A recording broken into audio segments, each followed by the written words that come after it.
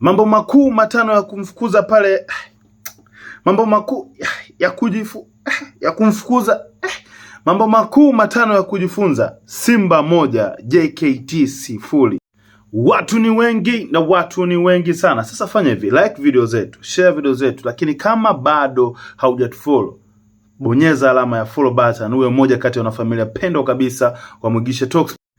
You never know, unahitaji kushinda. Simba alihitaji kushinda kama ambavyo alikuwepo Yanga kwa namna yoyote, lakini sio kwa uchawi. Unahitaji kushinda, unahitaji keep that pressure pale juu kwenye table. Ukiangalia chini Azam yupo na pale juu kuna difference ya point 5. Wewe unahitaji kushinda, just win your games, alafu acha nature itaamua kama utakosa kombe, lakini kama utapata, just keep winning it. Na ndo jibu.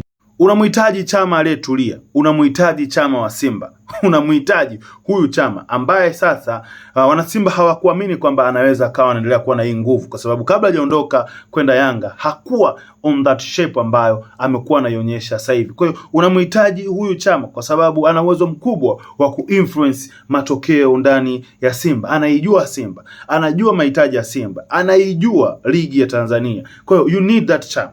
Unamhitaji Chama ambaye yupo kwenye level ambayo ametuonyesha. Kocha Gamondi juzi amemsifia Chama. Ukiangalia namna ambavyo pia alicheza akiwa Yanga, unaona alicheza akiwa na nguvu fulani hivi ambayo haikuwepo kipindi kabla hajaondoka Simba. Lakini this Chama is all you need for that difference.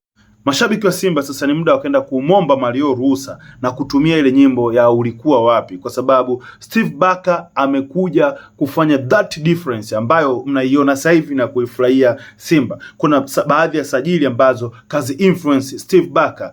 Ture lakini pia Oura ni usajili ambao ameuinfluence Steve Barker. Ni wachezaji ambao walikuwa wanawajua, ni wachezaji ambao walikuwa wanahitaji ili aweze ku make that difference ambayo mnaifurahia sasa hivi. Kwa hiyo Simba, you need to thank this man.